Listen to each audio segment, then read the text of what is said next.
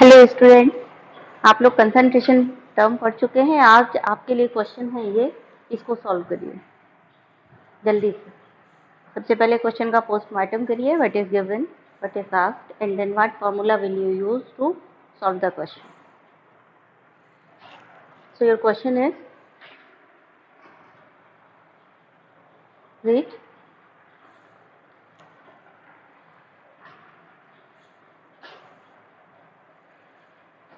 Concentrate nitric acid is used in laboratory work is 68% nitric acid by mass in aqueous solution. What should be the molarity of such a sample of acid if the density of the solution is 1.504 gram per mole? बोलिए, आपने कुछ try किया होगा। चलिए अब मिलाइए, आप check करिए आपने सही किया गलत किया। ठीक है, चेक इट।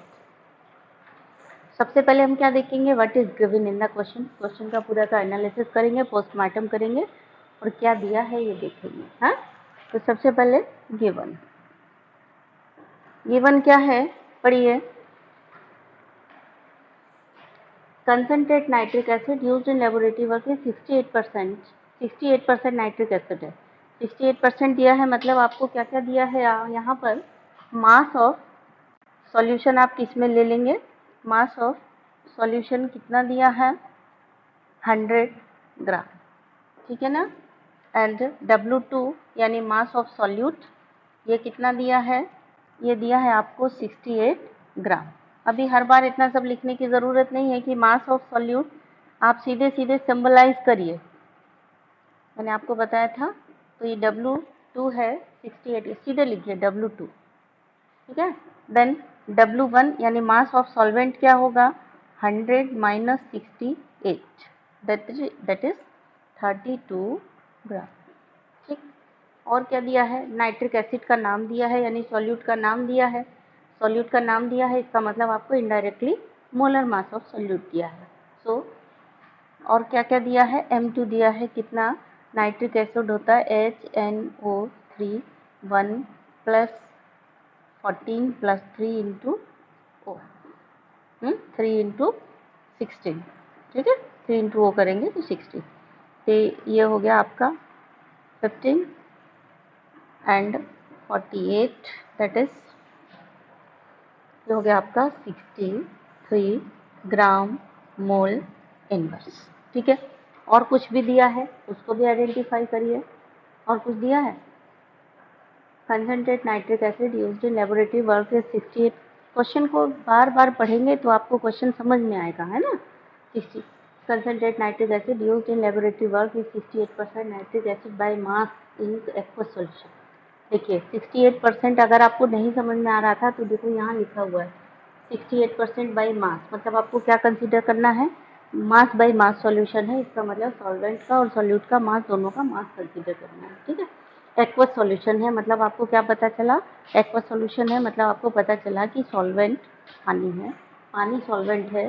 तो और क्या दिया है आपको, और दिया है वो मैं यहाँ लिखती हूँ, आपको नीचे नीचे नीचे चलना है, मैं यहाँ लिख रही हूँ। ठीक है।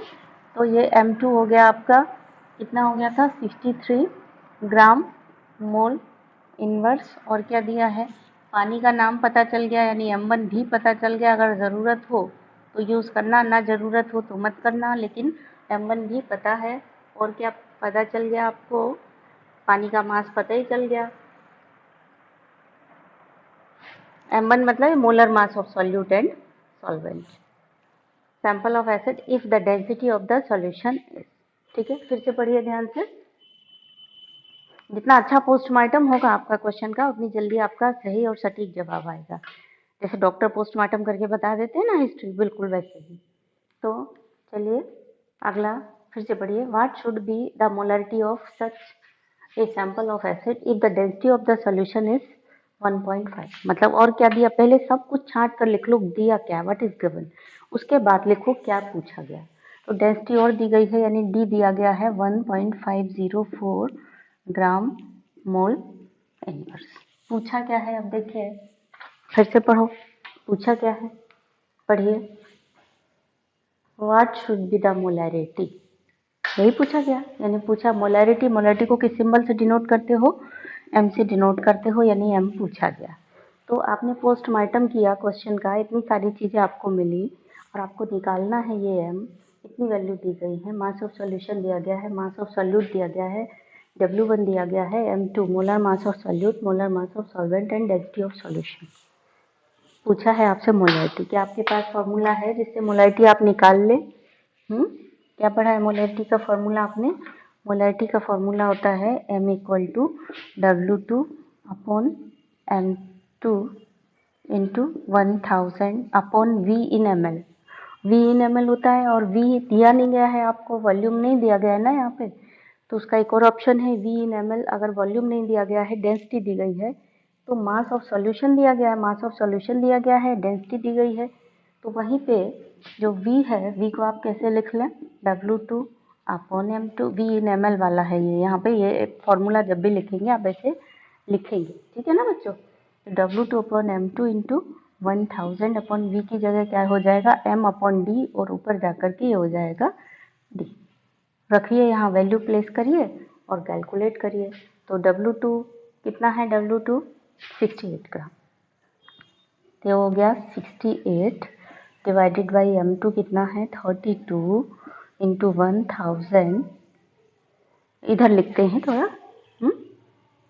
क्लियर और दिखे आपको, अगर यहाँ हौच पौच हो रहा होगा तो। चलिए वैल्यूज इधर प्लेस करते हैं, इस साइड।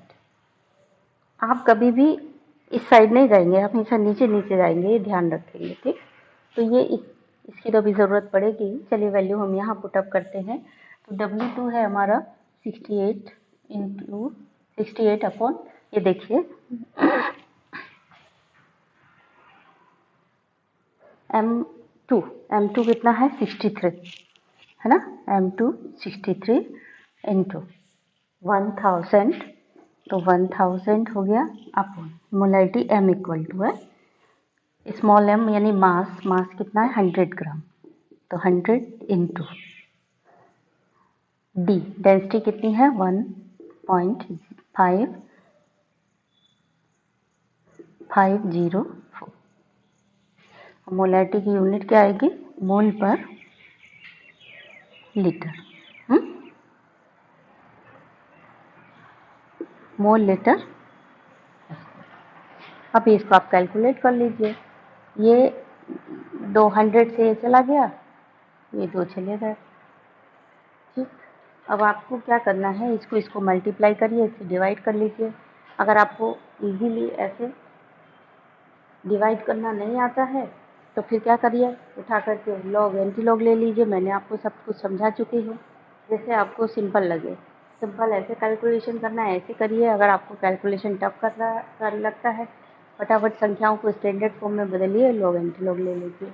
जैसे भी आपको करना है, तो सब कुछ आप जब कैलकुलेट करेंगे तो ये आ जाएगा आपका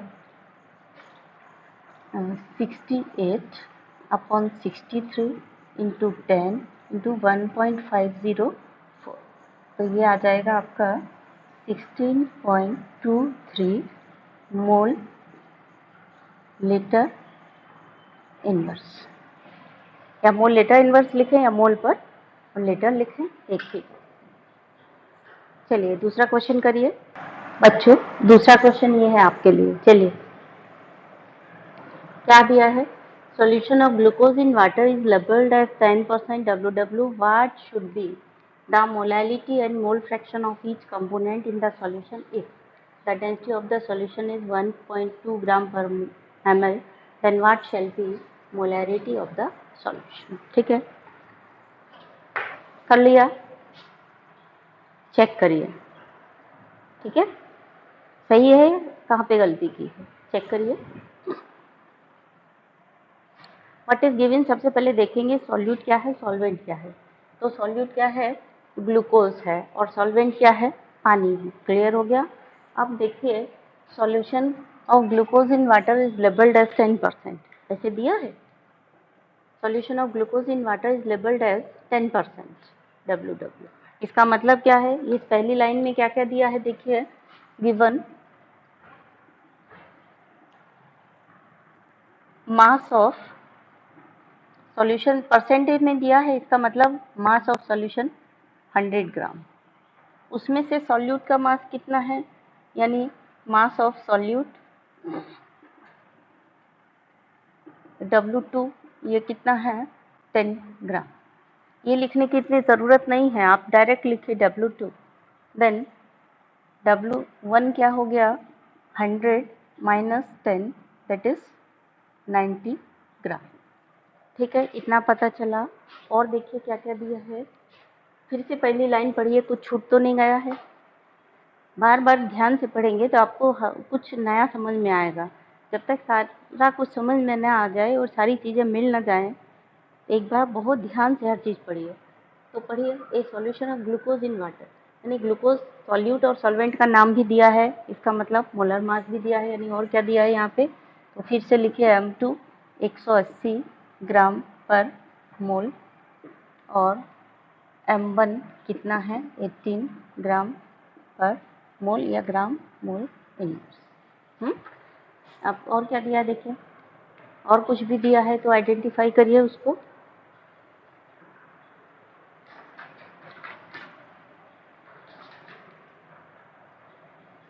What should be the molality and mole fraction of each, यानी ये दोनों पूछे हैं, in the solution if the density of the solution is इतना, then what shall be the molarity of the solution। एक चीज और मिल गई, डेंसिटी और दी गई है, कितनी दी गई है 1.2 ग्राम पर एम, यानी डी कितना दिया गया है 1.2 ग्राम पर एम। पूछा क्या क्या दिया गया है, आस्क्ड, फिर से पढ़ लीजिए क्वेश्चन को ध्यान से, कुछ छूट ना जाए। What should be the molality and mole fraction of each component in solution and molarity of the solution। तीन चीजें पूछी गई हैं आपसे। मोलैलिटी यानी स्मॉल m पूछा गया है, मोल फ्रैक्शन यानी x2 पूछा गया है, x1 पूछा गया है, और क्या पूछा गया है बड़ा m यानी मोलरिटी, ये चीज़ें पूछी गई हैं। तो ये चीज़ें दी गई हैं, ये चीज़ें पूछी गई हैं, इतना आपको पता चल गया। अब आप देखिए इन वैल्यूज से क्या आप निकाल सकते हैं। तो सबसे पहले हम यहीं चलते हैं मोलैलिटी पे। मोलैलिटी निकालने के लिए हमारे पास क्या फॉर्मूला है, m equal to W2 upon M2 into 1000 upon W1 in gram. ठीक है, तो W2 की वैल्यू कितनी दी गई है, ये दिया गया है 10, M2 कितना है 180 है, इंटू 1000 अपॉन W1 कितना है 90 ग्राम, इतना दिया है। तो मोलैलिटी निकाल लेंगे, ये जीरो से ये जीरो कटा, ये जीरो से ये जीरो कटा, और ऊपर आ गया 100 अपॉन 18 इंटू 9। ठीक है, इसको जब आप सॉल्व करेंगे तो 0.6178 मोलैलिटी निकाल रहे हैं, मतलब स्मॉल m होगा या फिर मोल पर किलोग्राम यूनिट होगी, या तो ऐसे लिखें स्मॉल m या फिर ऐसे लिखें 0.617 मोल पर किलोग्राम, चाहे ऐसे लिखें 0.617 मोल किलोग्राम इनवर्स। ये आ गई आपकी मोलैलिटी। जब भी क्वेश्चन एग्जाम में आता है बिना यूनिट के नहीं लिखना है, अगर आपने बिना यूनिट के लिखा तो आपका यूनिट नहीं लिखने का मार्क कट जाएगा। ठीक है, चलिए अब दूसरा पार्ट क्वेश्चन का हमें क्या निकालना है, मोल फ्रैक्शन निकालना है। तो बच्चों मोल फ्रैक्शन के लिए आपके पास क्या है फॉर्मूला, x2 यानी सॉल्यूट का मोल फ्रैक्शन कैसे निकालते हो, N2 upon N1 plus N2। ठीक है ना, तो N2 की जगह हमें यहाँ पे N2 तो नहीं दिया गया, तो हम लिख लें W2 upon M2 divided by W1 upon M1 plus W2 upon M2।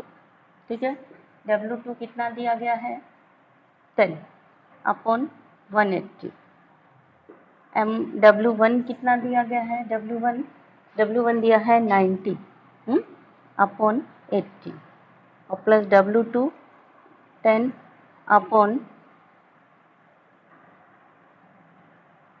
180। ठीक है, तो ये हो गया आपका। मैंने आपको क्या बताया था बच्चों कि इनका एलसीएम लेके रायता नहीं फैलाना है बिल्कुल भी। इसको पॉइंट में निकालिए और इसको पॉइंट में निकालिए। इसको ये पॉइंट में जब निकल आएगा तो ये वाली वैल्यू तो निकल आएगी, इसको भी पॉइंट में निकालिए फिर रखिए। बिल्कुल एलसीएम लेकर के रायता नहीं फैलाना है, ध्यान रखिए, ठीक है, जिससे जल्दी हो जाए आपका। 10/180 ये आ गया आपका 0.055 मोल अपॉन, ठीक है, तो ये यहाँ भी आ जाएगा आपका 0.055 मोल N2, ठीक है। N2 आ गया आपका इतना। 10/180 करेंगे तो आपका 0.0555 मोल आ जाएगा।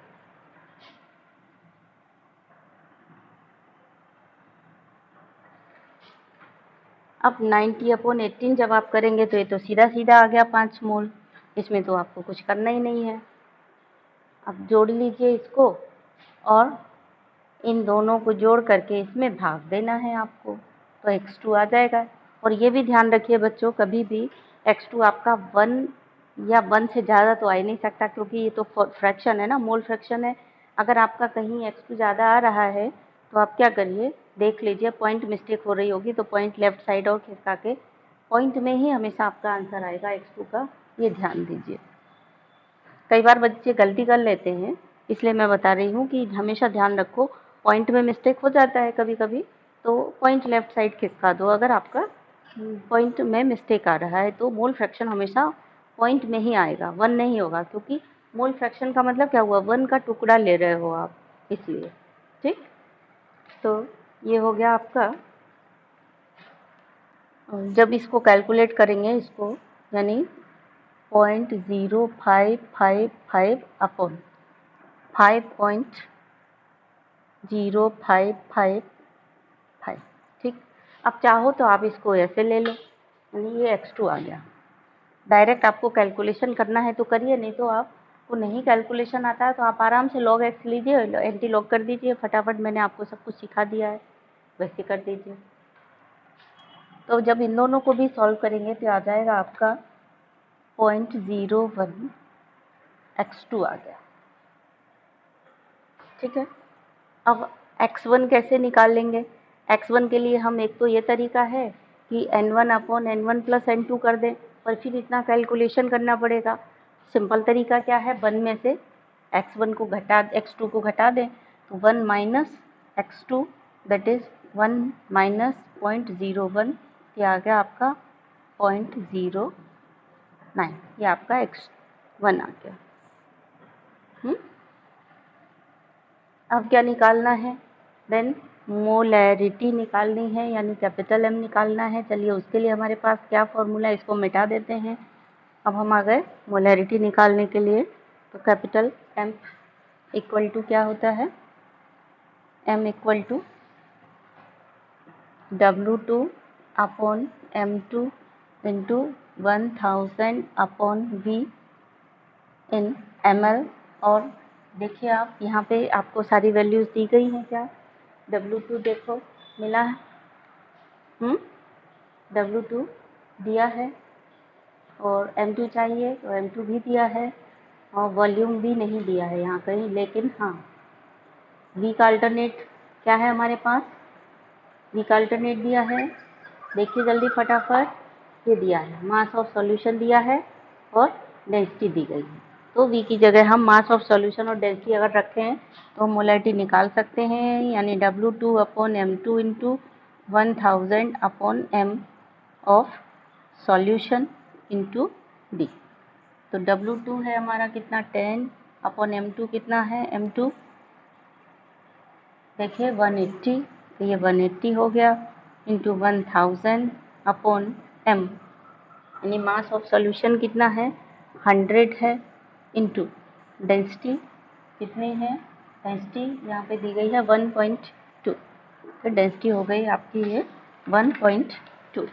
इसको आप सॉल्व करिए, ये 2 तो ऐसे चले गए, ये 18 है, इसको 6 से काट भी सकते, ये पॉइंट हटा दो, ठीक है। ये पॉइंट हटाया तो ये 10 कैंसिल हो जाए, ये 10 कैंसिल कर दो चाहे ये पॉइंट हटा के, तो ये पूरा नंबर कैंसिल हो गया। देखो 2 0 ये चले गए, 1 0, तो ये पॉइंट कैंसिल हो गया, तो ये हो गया 12, ठीक है। अब 1.2 ना रह के अब ये 12 हो गया, ये भी हमने हटा दिया। अब 12 का यहाँ पे देखो, इसको भाग मतलब इससे काट दो, 6 3 18 0 और 6 दूनी 12, ठीक है। और 2, ये आ गया आपका 10/15, ठीक है। तो 10/15 को सॉल्व करोगे तो आ गया 0.666 ऐसे आ जाएगा, तो that will be equal to 0.67। और मोलैरिटी निकाल रहे हो तो ये यूनिट क्या आएगी, मोल पर लीटर, या मोल लीटर इनवर्स। तो चाहे आप ऐसे लिखें इसको, चाहे आप इसको लिखें 0.67 मोल लीटर इनवर्स, ऐसे लिखिए। तो चलिए देखिए आपका कितना सही हुआ। अब आपके टेस्टिंग के लिए अगला क्वेश्चन है, नेक्स्ट क्वेश्चन है आपके लिए ये, चलिए इसको सॉल्व करिए। क्या दिया गया है, A solution is obtained by mixing 300 gram of 25% solution and 400 gram of 40% solution by mass. Calculate the mass percentage of the resulting solution. फटाफट निकालिए जल्दी से, चलिए 5 मिनट का टाइम दे रही हूँ आपको, जल्दी से उसको सॉल्व करिए, उसके बाद मैच करिए आपने क्या किया है, कितना सही है कितना गलत है, ठीक है।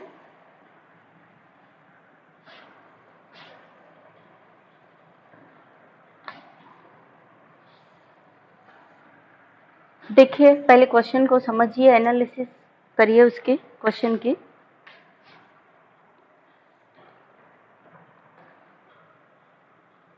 सॉल्यूशन में मिक्स किया गया है 3, देखो फिर से ध्यान से देखिए समझिए, 300 gram of 25% solution and 400 gram of 40% solution लिया गया, मिला करके नया सॉल्यूशन बनाया गया। उसकी आपसे क्या पूछ रहे हैं, मास परसेंटेज पूछ रहे हैं। तो सोचिए आप कैसे होगा। सबसे पहले तो देखिए क्वेश्चन को ऐसे समझिए डायग्राम से कि हमारे पास ये सॉल्यूशन है कितना, ये है हमारे पास 25% सॉल्यूशन है, ठीक है। और एक और बीकर है, इसमें हमारे पास है 40% सॉल्यूशन। अब हमने क्या किया, एक और नया बीकर ले लिया। इस नए बीकर में इस सॉल्यूशन में से हम डाल रहे हैं कितना, देखिए 25% सॉल्यूशन का कितना डाल रहे हैं, 300 gram of 25% solution and 400 gram of 40% solution, है ना। तो इसमें से हम क्या कर रहे हैं, ट्रांसफ़र 300 ग्राम सॉल्यूशन ये वाला यहाँ ट्रांसफ़र कर रहे हैं, और इधर से कितना ट्रांसफ़र कर रहे हैं, 400 ग्राम सॉल्यूशन ट्रांसफ़र कर रहे हैं। अब इन दोनों के मिक्सचर से जो नया सॉल्यूशन बना है, न्यू सॉल्यूशन, इस न्यू सॉल्यूशन की पूछी गई है आपसे क्या, मास परसेंटेज, ये पूछा गया है, ठीक है। तो मास परसेंटेज तो सिंपल है, आपको पता है, मास of solute upon mass of solution into 100, यानी मास of solute upon mass of solution कैसे निकालेंगे, मास of solute plus solvent into 100। तो देखिए आप ध्यान से, मास ऑफ सॉल्यूट यहाँ कितना होगा, टोटल मास कितना होगा, टोटल मास ऑफ सॉल्यूट कितना होगा। तो जब आपने 300 ग्राम यहाँ से निकाला तो 300 ग्राम में कितना सॉल्यूट आया, यहाँ से देखिए 25% का मतलब क्या हुआ, 100 ग्राम सॉल्यूशन में 25 ग्राम सॉल्यूट प्रेजेंट, ठीक है ना। तो 300 ग्राम में कितना होगा, 75 ग्राम होगा। तो मास of solute from 300 gram 25% solution, ये कितना है 75 ग्राम। ठीक, फिर मास of solute from 400 gram of 40% solution, ये कितना है 160 ग्राम। ठीक है, अब टोटल मास ऑफ सॉल्यूट कितना हो गया,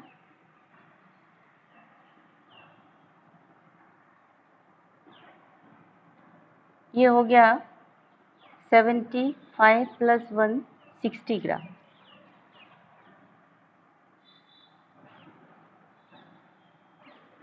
यानी 235 ग्राम ये हो गया। ठीक है, अब फॉर्मूला लगाने के लिए, मास परसेंटेज निकालने के लिए आपको चाहिए मास ऑफ सॉल्यूशन।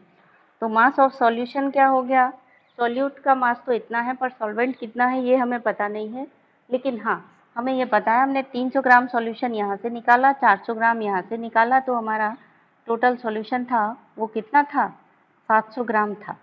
यानी मास ऑफ सॉल्यूशन कितना है 300 ग्राम 25% वाला और 400 ग्राम यानी 400 ग्राम ये वाला 40% वाला। तो ये कितना है हमारे पास टोटल सॉल्यूशन का मास है 700 ग्राम।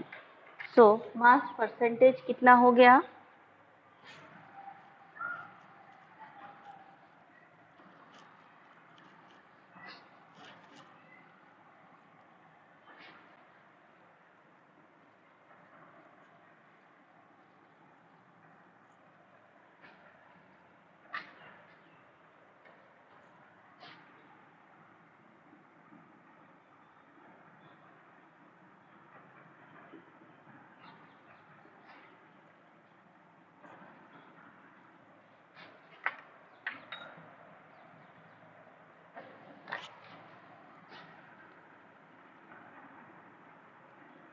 मास परसेंटेज हुआ मास ऑफ सॉल्यूट अपॉन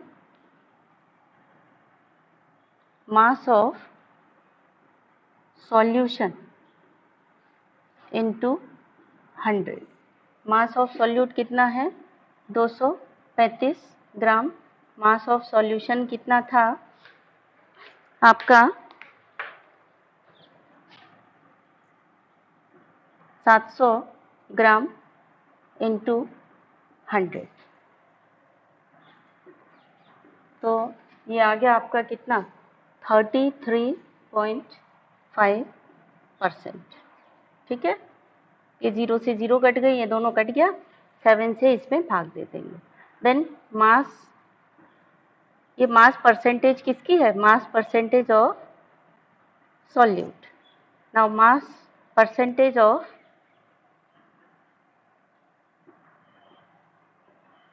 सॉल्वेंट, ये आ गया आपका 100 माइनस 33.5 दैट इज 66.5%। ठीक है, आपके लिए दूसरा क्वेश्चन है। चलिए अब ये सवाल करिए। एनालिसिस करिए, पहले क्या दिया है, कर दिया, मैच करिए। आपने जो एनालिसिस की है वो हमारे एनालिसिस से मैच कर रही है नहीं कर रही है। ठीक है, क्वेश्चन में दिया है antifreeze solution is prepared from 2 to 2.6 gram of ethylene glycol C2H6O2 and 200 gram of water. Calculate the molality of the solution. If the density of the solution is 1.072 gram per ml, then what shall be the molarity of the solution? तो सबसे पहले देखिए solute क्या है और solvent क्या है वो। तो यहाँ पे सॉल्यूट क्या दिख रहा है आपको, antifreeze solution is prepared from इतने gram of ethylene glycol and इतने ग्राम ऑफ वाटर। ठीक है ना, तो जब कोई भी चीज़ है पानी के साथ ली गई है तो जनरली हम पानी को सॉल्वेंट मानेंगे, दोनों ही लिक्विड हैं। अगर एक सॉलिड है एक लिक्विड है तो लिक्विड सॉल्वेंट हो गया और जो सॉलिड है वो सॉल्यूट हो गया। लेकिन अगर दोनों ही लिक्विड हैं, जैसे यहाँ इथाइलिन ग्लाइकोल के केस में है, तो preferably water will be the solvent. So even if it is present in a small amount, but it is solvent here. Preferably पानी को हम सॉल्वेंट मानेंगे, ठीक है। तो देखिए क्या क्या दिया है आपको, यानी सॉल्वेंट हो गया पानी और इथाइलिन ग्लाइकोल हो गया सॉल्यूट।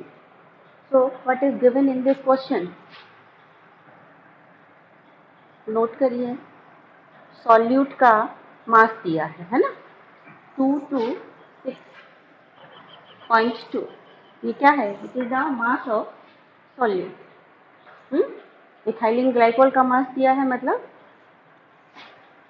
क्या दिया है, ये W2 दिया है आपको, W2 दिया है 222.6 ग्राम।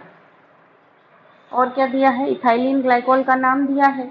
अगर हमें किसी भी कंपाउंड का नाम दिया है, इसका मतलब इनडायरेक्टली मोलर मास भी दिया है, यानी इथाइलिन ग्लाइकोल का मोलर मास भी दिया है, यानी M2 कितना हो गया, फॉर्मूला है इसका 2C, C2H6O2 फॉर्मूला है, तो मोलर मास निकालेंगे तो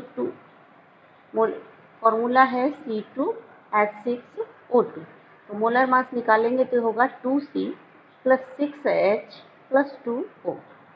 2C मतलब 2 × 12, ऐसे ब्रैकेट में बंद करिए, अदरवाइज गड़बड़ी भी हो जाती है। और मेरी सलाह ये है कि ऐसे लिखिए ज़रूर एग्जाम में, बट याद रखिए मोलर मास जितने भी सॉल्यूशन में आपके यूज़ हो रहे हैं उन सभी एलिमेंट्स के मोलर मास आपको याद रखने हैं, क्योंकि हड़बड़ी में एग्जाम में ये प्लस माइनस में ही गलती हो जाएगी, इसलिए। तो 6 × 1 + 2 × 16,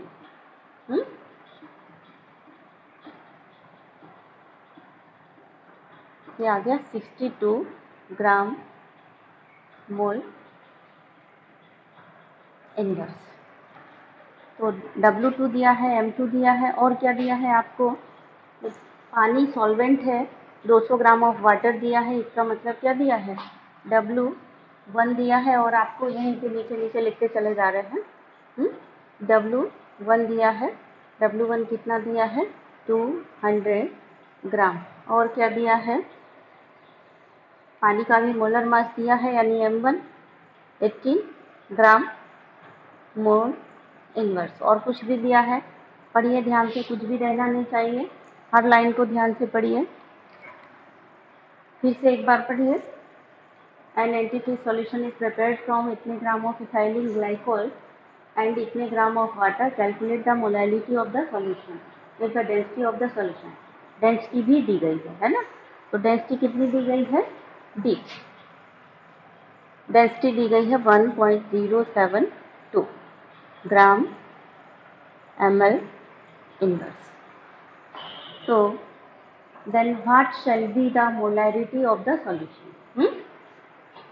और क्या, calculate the molality of the solution. पूछा क्या क्या गया है, ध्यान से देखिए एक बार, अंडरलाइन करिए, antifreeze solution prepared from 80 gram of water, calculate the molality of the solution. Molality of the solution यानी स्मॉल m पूछा गया है, एंड डेंसिटी इतना है, तो what will be the molality of the solution. यानी आपको क्या क्या निकालना है, दो चीज़ें आपको निकालना है, मोलैलिटी यानी स्मॉल m निकालना है, और मोलैरिटी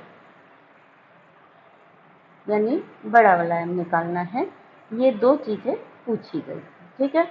अब मोलैलिटी निकालने के लिए आपके पास क्या क्या है, क्या चाहिए, ये चीज़ें दी गई हैं। चाहिए क्या, molality equal to m equal to होता है क्या, W2/M2 × 1000 W1 इन ग्राम। इससे क्या निकलेगा, मोलैलिटी निकलेगी, ठीक है। तो m इक्वल टू हो गया, W2 की वैल्यू कितनी दी गई है यहाँ पे, 222.6 अपॉन M2 कितना दिया गया है, 62 × 1000 अपॉन कितना दिया गया है, पानी का W1 यहाँ कितना दिया गया है, 200। तो इसको कैलकुलेट करिए, ये 2 जीरो तो ऐसे यहाँ से कट गए, बचा क्या आपका 2 2 2, ये 0 से ये पॉइंट चला जाएगा तो 2 2 2 6 बटे 62 इंटू 2। चाहे तो ये 2 से काट दीजिए और छोटी संख्या हो जाएगी, 4 से 2 2 से काट करके आप इसको सॉल्व कर लीजिए। ठीक है, तो इसका आंसर आएगा क्या, 2 से इसको भी काट देते हैं तो ये क्या हो गया, 2 1 1 1 3 इतना हो गया। तो इसको यहाँ से हटा देते हैं हम लोग, 1 1 1 3 ऐसे कर दीजिए, 2 हट गया, पॉइंट भी हट गया, ये आ गया। अब इसको जब इसमें 62 से डिवाइड करेंगे तो हमारा आंसर होगा 17.95 मोल kg इनवर्स। ठीक है बच्चों, अब क्या निकालना रह गया है, मोलैरिटी निकालना रह गया। तो मोलैरिटी के लिए आपके पास क्या है, निकालने के लिए फॉर्मूला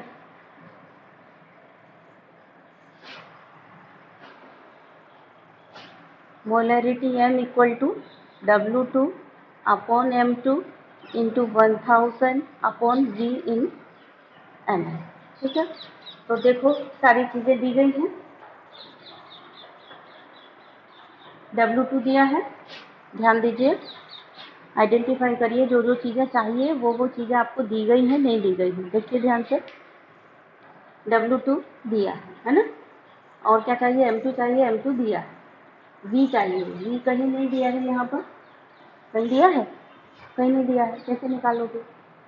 V निकालने के लिए आपके पास कोई ऑप्शन यहाँ दिख रहा है कि जिससे V निकाला जा सके। V कैसे निकाला जा सकता है, डेंसिटी दी गई है, डेंसिटी है ना, तो V इक्वल टू होता है mass upon density, mass upon density कर लेंगे तो हो जाएगा, यानी इसी सॉल्यूशन इसी क्वेश्चन को हम इस फॉर्म में लिख लें, W2 upon M2 into 1000 upon mass of solution into D. ठीक है, मैंने यहाँ पे थोड़ा जगह बचाने के लिए उसको लिखा है।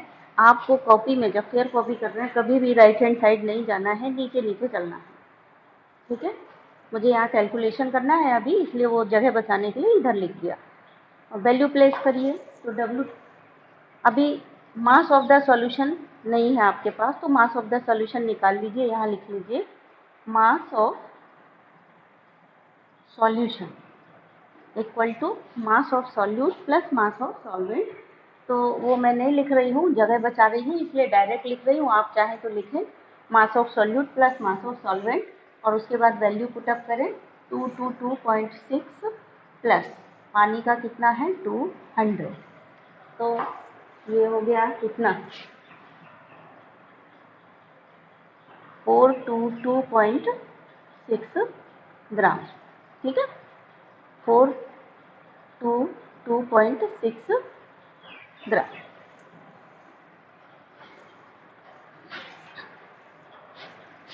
थोड़ा मैं इसको पास लिख रही हूँ, equal to W2 upon M2 into 1000 upon V की जगह आ गया आपका मास, है ना, इंटू D। मास किसका है, ये सॉल्यूशन का है। ठीक, मास ऑफ सॉल्यूशन, वैल्यू प्लेस करिए, W2 की वैल्यू 222.6 अपॉन M2 की value 62 into 1000 upon V in ml। V नहीं रखेंगे, V की जगह मास रखेंगे, तो मास कितना निकाला आपने 422.6 इतना निकाला। ठीक है, M इक्वल टू इतना। कैलकुलेशन थोड़ा लंबा है, देख लीजिए आप, कैलकुलेट कर लीजिए। नहीं तो यहाँ पर एक चीज़ है टेक्निकली कि उसमें भी W2 अपॉन M2 है, यहाँ भी W2 अपॉन M2 है, पहले भी W2 अपॉन M2 था, तो आप शुरुआत में ही इसका वैल्यू निकाल लीजिए, मतलब वैल्यू का इसका डिवाइड कर लीजिए, तो ये वैल्यू आपकी रहेगी। पिछले न्यूमेरिकल में भी जो काम में आई वहीं स्मॉल m के में भी काम में आई, स्मॉल m जो आपने कैलकुलेट किया था वहाँ पे भी W2 अपॉन M2 था, तो W2/M2, M2 ये वाला टर्म करिए, तो वो W2/M2 टर्म सीधे यहाँ रख देंगे आप, ये इसकी वैल्यू यहाँ पुट अप करके और सीधा कैलकुलेट कर दीजिए। ठीक है, जब इसको आप कैलकुलेट करेंगे you will get the answer 9.11 mole litre in. ठीक है बच्चों, तो इस तरह से आपको निकालना है। आप चाहें तो जैसे भी है कैलकुलेशन, अगर आपको लगे लेंथी है तो आप फ्रिक्वेंटली लॉग एंटी लॉग का यूज करिए, और नहीं तो आप सिंपली यहीं पे इसको जैसे भी आपको निकालना हो, सिंपल है। पिछले टर्म में भी W2/M2 था, उसको कर लीजिए। एक और क्वेश्चन करते हैं, इसके बाद आपकी छुट्टी। ठीक है, तो बच्चों ये सवाल है आपके लिए, इसको करिए। आइए देखिए क्या लिखा है इसमें, ध्यान दीजिए, एनालिसिस करिए, फिर करिए इसको। ठीक है, फर्स्ट पार्ट आपको इसका इजीली आ जाएगा, लेकिन सेकंड पार्ट में आपको दिक्कतें आएंगी। ठीक है, देखो क्या दिया है। A sample of drinking water was found to be severely contaminated with chloroform CaCl3, यानी फॉर्मूला है क्लोरोफॉर्म का, suppose to be a carcinogen, carcinogen मतलब कैंसर कारक। ठीक है, the level of contamination was found 15 ppm। Contamination का मतलब होता है पॉल्यूशन, मतलब प्रदूषण, उसको कंटामिनेशन बोलते हैं। ठीक, express this in percentage by mass. Express this in percentage by mass and determine the molality of the chloroform in water sample. यानी हमको मास परसेंटेज निकालना है और मोलैलिटी निकालनी है इन वाटर सैंपल। दो चीज़ें निकालनी है, एक तो मास परसेंट निकालना है, मास परसेंटेज किसका, CHCl3 का। तो मास परसेंटेज ऑफ CHCl3 ये निकालना है, और दूसरा क्या निकालना है, मोलैलिटी ये निकालना है। और क्लोरोफॉर्म ये निकालना इन वाटर सॉल्यूशन। तो सबसे पहले चलते हैं मास परसेंटेज। मास परसेंटेज में कितना बता रहा है, फिर से एक बार देखिए क्वेश्चन को। जितना आप क्वेश्चन को ध्यान से पढ़ेंगे उतना ही आपको जल्दी ये चीज़ समझ में आएगी। देखिए, a sample of drinking water was found to be severely contaminated with chloroform suppose to be a carcinogen, the level of contamination was found 15 ppm। यहाँ पे क्लोरोफॉर्म का नाम दिया है, यानी क्लोरोफॉर्म तो सॉल्यूट है ही है, और पानी में है, पानी में प्रेजेंट है। कितना प्रेजेंट है, 15 ppm वाटर प्रेजेंट है, 15 ppm क्लोरोफॉर्म प्रेजेंट है पानी में, और इसको आपको परसेंटेज निकालना है। तो समझो 15 ppm क्या है, व्हाट इज 15 ppm। 15 ppm का मतलब हुआ means 15 gram CHCl3 is present in 10⁶ ग्राम कह लो या पार्ट्स कह लो, यहाँ पर है ना, इसको चाहे तो ग्राम कह लो और चाहे पार्ट्स कह लो, यानी 15 पार्ट्स प्रेजेंट है इन 10⁶ पार्ट्स या 10⁶ ग्राम ऑफ सॉल्यूशन।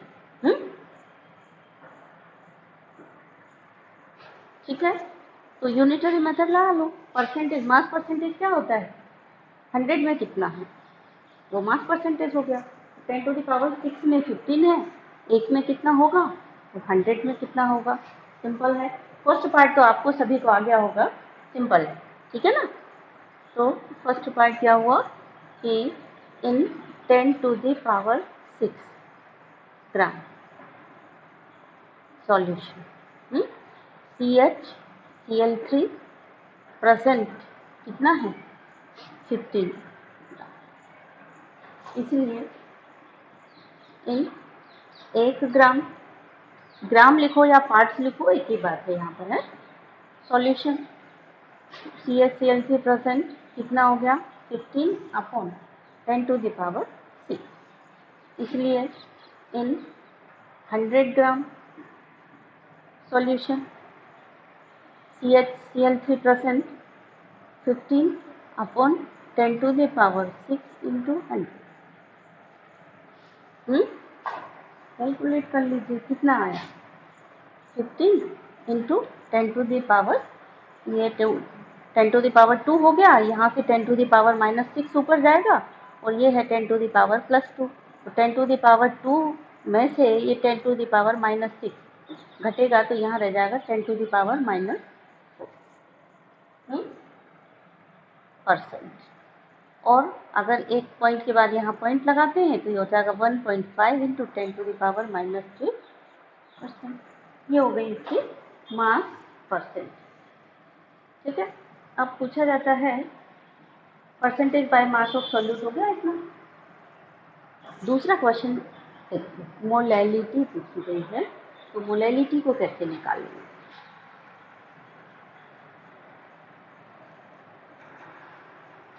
बच्चे यहाँ पे कंफ्यूज करते हैं थोड़ा बहुत, उसी को समझिए। तो फर्स्ट पार्ट तो सभी बड़े आसानी से कर लेते हैं और सेकंड पार्ट में क्या होता है, अटक जाते हैं जा करके।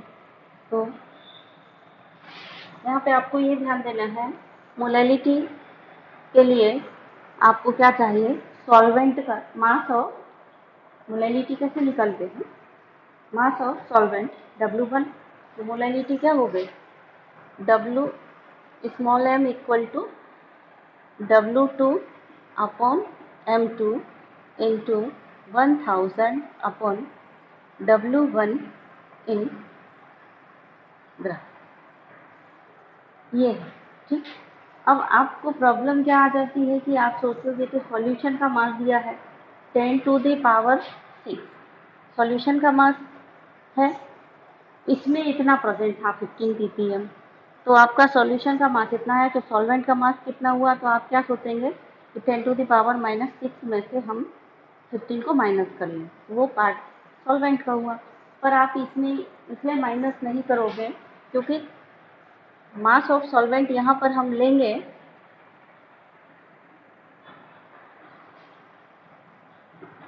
10 to the power 6, अप्रोक्सीमेट, ये वाला साइन बना देंगे, अप्रोक्सीमेट इतना। क्यों इतना क्यों लेंगे, since 15 ppm is very very very less then 10 to the power, ये तो 10 to the power 6 से बहुत छोटा है। इसीलिए आप इसको ऐसे समझिए कि एक बकेट पानी है आपके पास और आप उसमें 15 ग्राम का मतलब क्या हुआ, 3 चम्मच, जिससे आप खाना खाते हो वो वाली, एक चम्मच में 5 ग्राम आता है। एक बकेट पानी में 5 ग्राम एक चम्मच के हिसाब से 3 चम्मच आपने डाली, तो उस पानी के वजन में कितना बढ़ोतरी होगी।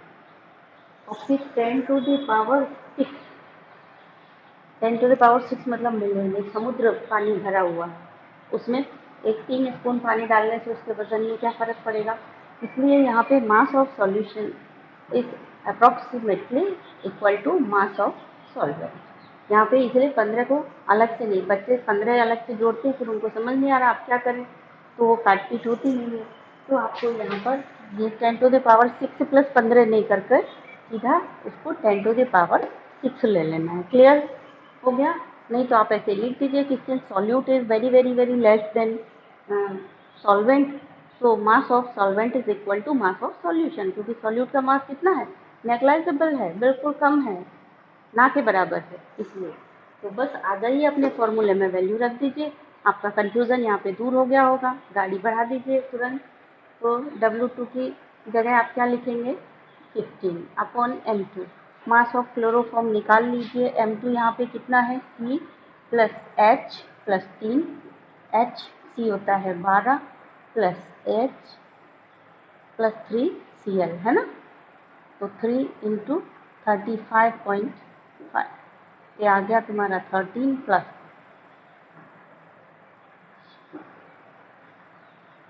106। तो ये आ गया टोटल करके 0.539, 3 पंच से 15, 3 पंच से 15 और 1 16, 3 के 9 और 1 10, 13 जोड़ेंगे ये आया 119, है ना, 119.5 ग्राम मोल इनवर्स। कितना आ गया? M2 floor. रख लीजिए M2 उठा करके यहाँ, तो 15/119.5 इंटू 1000/10⁶। तो 10⁶ का यहाँ क्या हो जाएगा हिसाब किताब?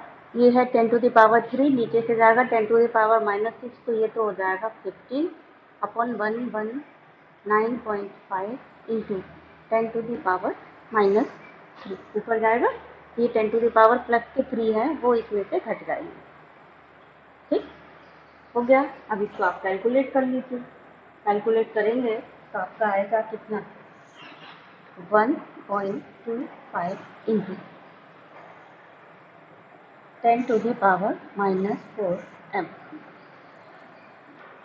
ये आप लिख सकते हैं 1.25 इंटू 10⁻⁻4 मोल पर केजी या मोल केजी इनवर्स। ठीक है बच्चों, तो आज के लिए इतने सवाल काफ़ी हैं। कल हम लोग फिर नए न्यूमेरिकल करेंगे।